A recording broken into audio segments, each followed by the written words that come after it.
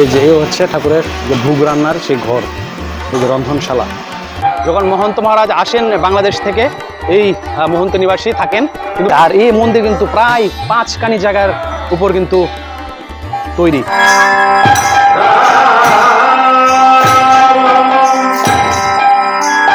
এই যে দেখুন বিশাল বড় কিন্তু প্রসাদ ঘর। আপনারা কিন্তু বিভিন্ন সামাজিক অনুষ্ঠানেও যোগাযোগ করতে পারেন এই মন্দিরের সাথে। আপনারা দেখে নিন বা দর্শন করে নিন কামধনু গরু। এই দেখুন বিশাল বড় আশ্রমের দুধ। ঘড়িতে সময় সকাল 10টা বেজে 15 মিনিট। আর সকালবেলার কীর্তন বা পুজো কিন্তু আরম্ভ হয়ে গেছে। শুরু হয় একদম পুরো 4টার সময় বাল্যভোগ দিয়ে। বাল্যভোগ দেওয়া হয় একদম পুরো কাছে।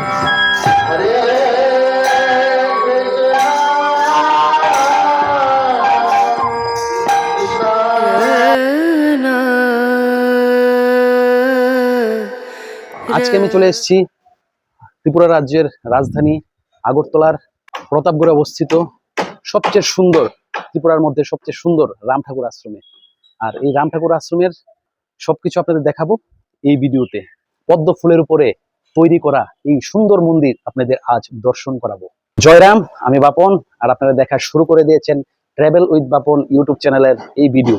তো চলুন এই রাম ঠাকুর আশ্রমের বিভিন্ন তথ্য, ভোগ গ্রহণ থেকে শুরু করে মন্দিরের পুজো দেওয়ার সময় সবকিছু আপনাদের এই ভিডিওতে দেখাবো। সঙ্গে থাকুন, চলুন শুরু করি আজকের এই ভিডিওতে। জয় রাম।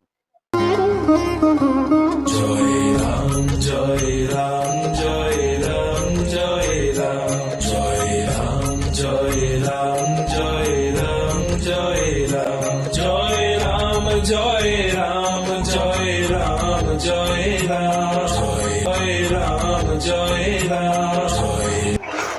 এ হচ্ছে শ্রী শ্রী রামচন্দ্রের সমবেত উৎসব মন্দির। এ হচ্ছে মন্দিরের গেট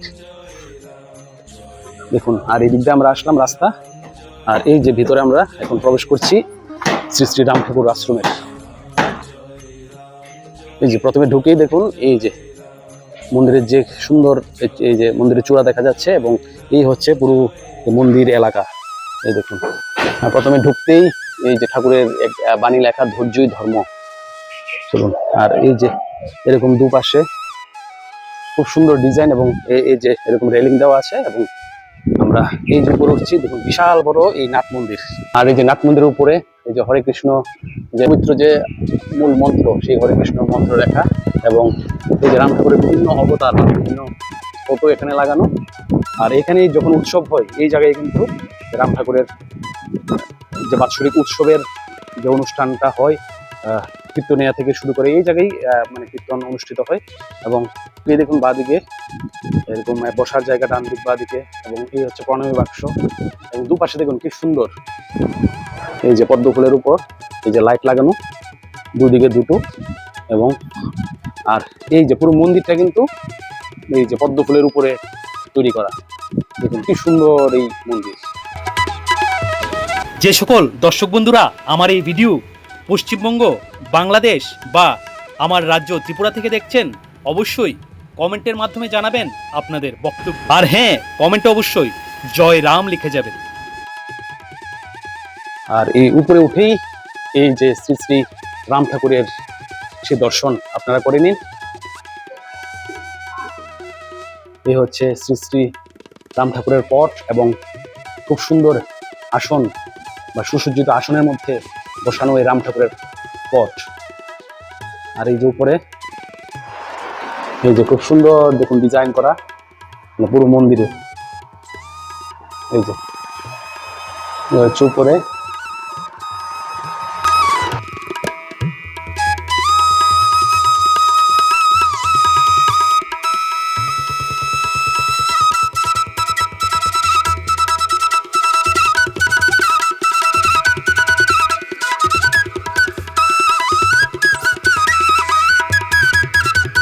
বাংলা 26শে জ্যৈষ্ঠ 1401 এবং ইংরেজি 1994 সালের জুলাই মাসের 10 তারিখে উদ্বোধন করা হয় এই মন্দির।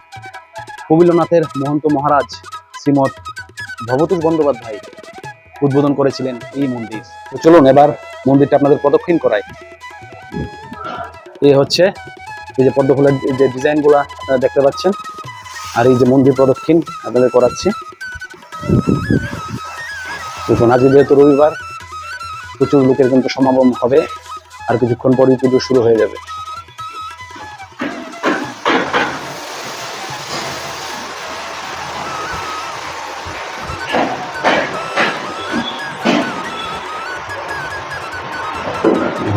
তো আমরা এখন কথা বলে নেব এই প্রতাপগড় রাম ঠাকুর সেবা মন্দিরের পুরোহিত মহেশ্বরের সাথে। তো পুরোহিত মহেশ্বর, আপনার নাম? বিপ্লব মহন্ত। আমি এখানে প্রায় 6 বছর ধরে পূজা করছি।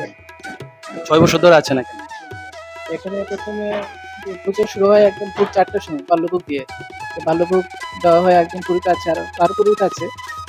তো উনি বাল্যভোগ 4টার সময় শেষ হয়। তারপরে আগে 9টার সময় একটা ভোগ ছিল, এখন এটা বন্ধ হয়ে গেছে। এখন 10টা থেকে 12টা অবধি দুপুরে পূজা হয়।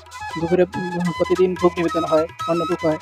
আবার বিকেলে 3টার সময় বৈকালিক দেওয়া হয়। 3টার সময় ঠাকুরকে আবার জাগানো হয়। তারপরে বিকেলে 5:30টার সময় আবার সত্যনারায়ণ 8টা অবধি চলে। তো এখানে যদি কেউ মানে ভোগ দিতে চায় বা ঠাকুরকে জেনে কটার সময় আসতে হবে? তো 9টা 8টার ভিতরে আসতে হবে। 8টা 9টার মধ্যে চলে আসতে হবে। মানে সকালের পুজোটা শুরু হয় তাহলে 10টার সময়? যখন ইচ্ছাই, মানে এর আগে থেকেই নাম লিপিবদ্ধ করতে হয় অবশ্যই দিয়ে। তাহলে আর তাহলে সকালের পুজোটা শুরু হয় সকাল 10টা, আর রাত্রেরটা শুরু হয় কটার সময় শুরু হয়? সন্ধ্যা সময়। আচ্ছা। আবার এটা টাইম নিয়ে অনেক সময় মানে গ্রীষ্মকালে এক সময়, শীতকালে টাইমটা অনেক সময় নিয়ে হয়। মানে আধ ঘন্টা দিক সেদিক হতে পারে। গোপাল গোবিন্দ মুকুন্দ রে, আহা আনন্দ আনন্দ আনন্দ রে, জয় জয় গোপাল গোবিন্দ মুকুন্দ। আর একদম মন্দিরের যে হচ্ছে এখানে যে ঠাকুরের যে আসন বসানো একদম পেছনেই আছে এই যে ঠাকুরের যে ভোগ রান্নার ঘর, এখানে ভোগ রান্না হয়। এবং এটা হচ্ছে ঠাকুরের যে শয়ন কক্ষ। এই যে এই হচ্ছে ঠাকুরের শয়ন কক্ষ, দেখুন। আর এটা হচ্ছে ঠাকুরের ভোগের ঘর। আর আপনাদের মূল মন্দিরটা দেখালাম, চলুন এবার মন্দিরের বাইরে কি কি আছে, আশপাশে কি কি আছে সেই জিনিসটা আপনাদের দেখাচ্ছে। আর আমার চ্যানেলে আগেও একটা ভিডিও দেখেছি, আপনারা খুবই পছন্দ করেছেন, বাংলাদেশের ডিঙ্গামানিক রাম ঠাকুর আশ্রমের ভিডিও। তো অনেকেই কমেন্ট করেছেন যে আরও রাম ঠাকুর আশ্রম দেখতে চান। তো অবশ্যই যারা যারা আগের ভিডিওটা দেখেননি, অবশ্যই আমার চ্যানেলে গিয়ে ডিঙ্গামানিকের শ্রী রাম ঠাকুর আশ্রমের ভিডিওটা দেখে নেবেন, এবং আরও কোন আশ্রমের ভিডিও দেখতে চান অবশ্যই কমেন্টে জানাবেন। তো চলুন এবার মন্দিরের যে বাইরের দৃশ্যটা আপনাদের দেখাচ্ছি।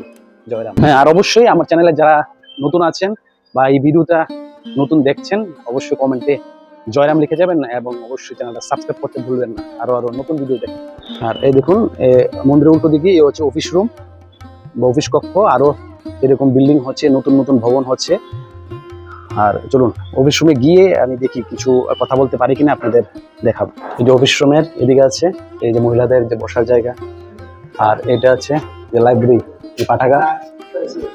আর এখানে এই যে মহারাজের ছবি লাগানো। আর এই হচ্ছে মূল অফিস কক্ষ। এই যে বিভিন্ন সামাজিক অনুষ্ঠান প্রসাদ গ্রহণ করার সময় দুপুর 1টা থেকে বিকেল 3:30 পর্যন্ত লেখা আছে। আর এই হচ্ছে অফিস কক্ষ। এই পুরো মন্দির কিন্তু সিসিটিভি ক্যামেরার আওতায় আছে। মন্দিরের চারিদিকে কিন্তু সিসিটিভি ক্যামেরা লাগানো। আর এই হচ্ছে রাম ঠাকুর আশ্রমে যে সেক্রেটারি রুম বা অফিস কক্ষই বলা যায়। এই যে বিশাল বড়। ঘড়িতে সময় সকাল 10:15। আর সকালবেলার কীর্তন বা পুজো কিন্তু আরম্ভ হয়ে গেছে। চলুন আপনাদের দেখাই।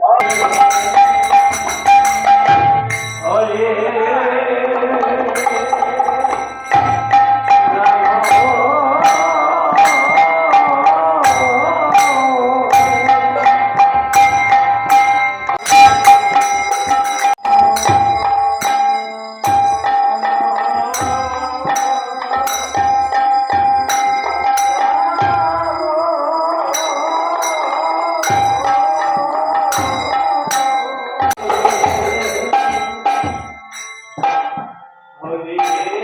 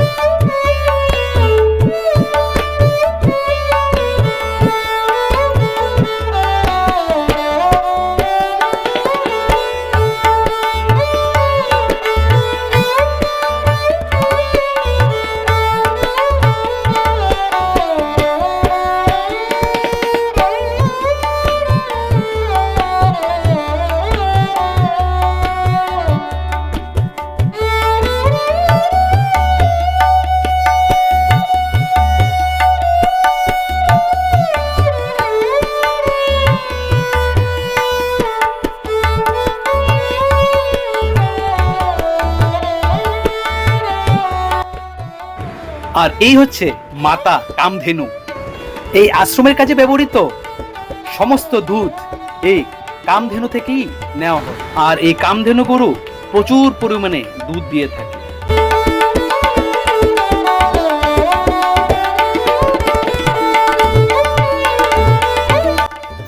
এই যে আপনারা দেখে নিন বা দর্শন করে নিন কামধেনু গরু। এই দেখুন বিশাল বড় আশ্রমের দুটো, এই যে কামধেনু গরু, এই যে মাতা কামধেনু। তো চলুন এবার মন্দিরের বাঁদিকে যাই, বাঁদিকে গিয়ে আপনাদের দেখাই এই মন্দিরগুলা। দেখুন এই যে পুরো পদ্ম ফুল দিয়ে ঘেরা এই মন্দির, খুব সুন্দর পদ্ম ফুলের উপর বসানো। দেখুন এই মন্দির, অনেক ছোটবেলা থেকে আসতাম এই মন্দিরে এবং এর এই যে রূপ দেখে সত্যি মুগ্ধ হয়ে যেতাম। এই যে সুন্দর এক পদ্ম ফুলের উপরে কিন্তু শ্রী শ্রী ঠাকুর রামচন্দ্রদেব বসে আছেন।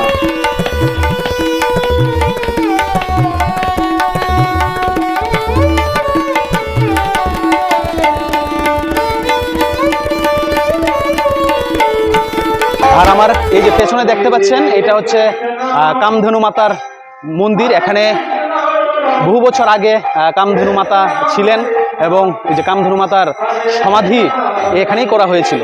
এই হচ্ছে এই যে কামধেনু মাতার মন্দির, এই দেখুন এই হচ্ছে সমাধি মন্দির। এই যে এই কামধেনু মাতাই ছিল এখানে আগে।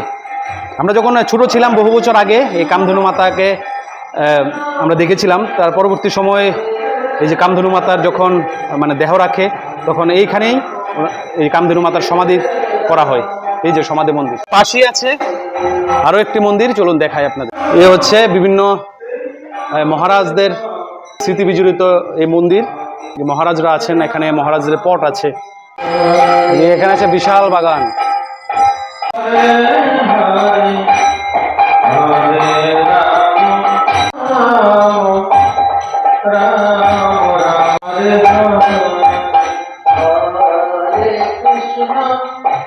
আর এই যে মন্দিরে ঢুকে অফিস রুম আছে, অফিস রুমের পাশেই এই যে আছে শৌচাগার এবং এর পাশে আছে এই যে কামধেনু মাতা। আপনারা দেখতে পেলেন এই যে কামধেনু মাতার এই যে থাকার এই ঘর।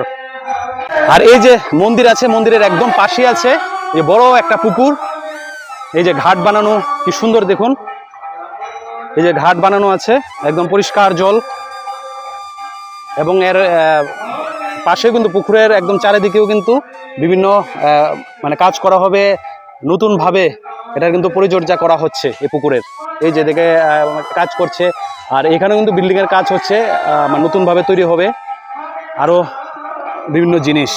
আর আমরা আপনাদেরকে দেখিয়েছিলাম আগের ভিডিওতে যখন ডিঙ্গামানিকে গেছিলাম আমি, তখন ডিঙ্গামানিকে কিন্তু প্রায় মানে মন্দিরের প্রায় 6টা না 7টা পুকুর আছে। ওই ভিডিওতে আমি বলেছিলাম। তো মানে প্রায় সব মন্দিরেই মানে পুকুর থাকে আমি দেখলাম। তো খুব ভালো লাগে, একটা মন্দিরে পুকুর থাকাটা দরকার। বিভিন্ন নিয়ম নিষ্ঠা আছে, জলে ফেলতে হয় বা পুকুরের দরকার লাগে। তো সব মন্দিরেই পুকুর থাকাটা খুব ভালো আমি মনে করি। তো চলুন তার পরের জায়গাগুলো দেখাই আপনাদের। আর মন্দিরের এই যে ডান দিকে আছে মহন্ত নিবাস। যখন মহন্ত মহারাজ আসেন বাংলাদেশ থেকে এই মহন্ত নিবাসী থাকেন, কিন্তু পরবর্তী সময় এই যে নতুন বিল্ডিং হচ্ছে আপনারা দেখতে পাচ্ছেন, এই বিল্ডিংয়ে মহন্ত নিবাসটা শিফট হয়ে যাবে। তখন মহারাজ আসলে এই বিল্ডিংয়েই, এই নতুন বিল্ডিংয়েই থাকবেন। আর এই যে মন্দিরের পাশে আরেকটা মন্দির ডান দিকে, এটাও কিন্তু কামধেনু মাতার যে থাকার ঘর। ওইদিকে একটা ঘর দেখালাম কামধেনু মাতার, এইদিকে একটা ঘর আছে। তো চলুন আপনাদের এবার রান্নার ঘর এবং প্রসাদ গ্রহণের সেই কক্ষগুলো আপনাদের দেখাবো। চলুন। এই যে এ হচ্ছে মূল মন্দির, মন্দিরের একদম পাশে আছে এই দেখুন রান্নার ঘর। এবং এই যে এদিকে এরকম পরপর প্রচুর জলের ট্যাপ লাগানো হাত ধোয়ার। আর এই হচ্ছে প্রসাদ কক্ষ বা প্রসাদের ঘর। দেখুন এই যে দেখুন বিশাল বড় কিন্তু প্রসাদ ঘর। আপনারা কিন্তু বিভিন্ন সামাজিক অনুষ্ঠানেও যোগাযোগ করতে পারেন এই মন্দিরের সাথে। এই যে বিশাল বড় এবং প্রচুর মানুষ একসাথে বসে প্রসাদ গ্রহণ করতে পারবে। এই হচ্ছে সেই রুম দেখুন। আর এটা আছে স্টোর রুম, বিভিন্ন যে খাদ্য সামগ্রী বা প্রসাদ এখানে কিন্তু রাখা হয়। এই যে ঠাকুরের একটা বড় ছবি আছে। এই যে এই হচ্ছে ঠাকুরের যে ভোগ রান্নার সেই ঘর, এই যে রন্ধনশালা। আর এই প্রসাদ কক্ষে কিন্তু প্রায় 200 জন ভক্ত বসে, এরও অধিক 200-র অধিক, প্রায় 200 জন ভক্তরা বসে কিন্তু প্রসাদ গ্রহণ করতে পারবে। বিশাল বড় এই প্রসাদ কক্ষ।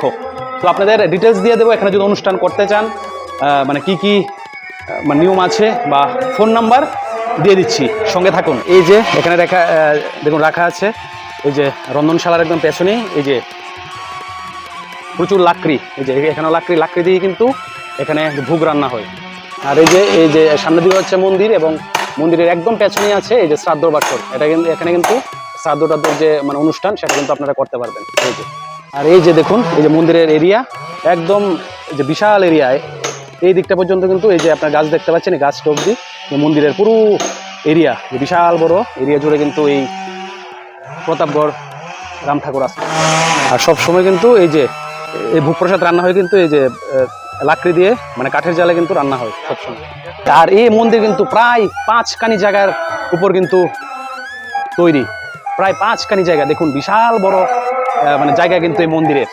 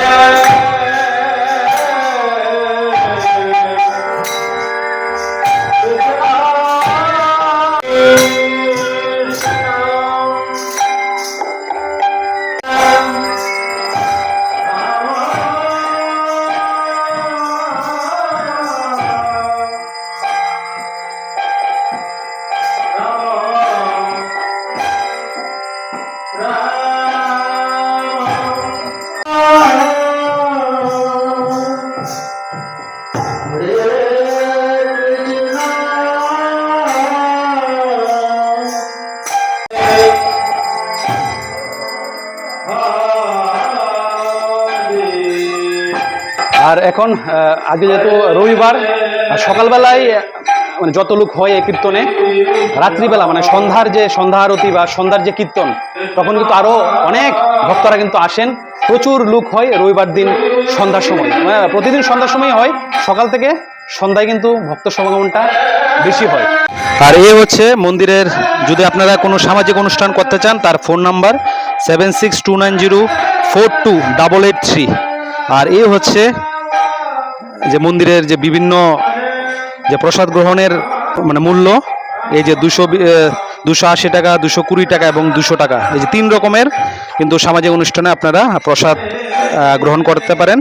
এই যে 280 টাকায় কি কি থাকবে, যে ফ্রাইড রাইস, সিদ্ধ, ভাজা, ডাল, সবজি, ধোকা, পনির, পাঁপড়, চাটনি, পায়েস, এগুলো 280 টাকায়। আর 220 টাকার হলো এগুলো, 200 টাকার এগুলো।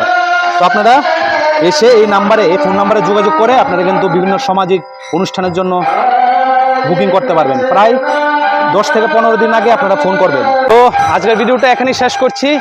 আর আপনারা যদি ভোগ প্রসাদ গ্রহণের সম্পর্কে আরও বিশদ জানতে চান তাহলে যে ফোন নাম্বার দিয়েছি অবশ্যই ফোন নাম্বারে যোগাযোগ করে নেবেন। তো সবাই সুস্থ থাকবেন, ভালো থাকবেন, দেখা হবে অন্য আরও একটি নতুন ভিডিও নিয়ে। আর যারা চ্যানেলটা সাবস্ক্রাইব এখনও করেননি বা লাইক করেননি, অবশ্যই লাইকটা করে দিন বা সাবস্ক্রাইবটা করে দিন। সবাই ভালো থাকবেন, দেখা হচ্ছে খুব তাড়াতাড়ি। জয় রাম জয় রাম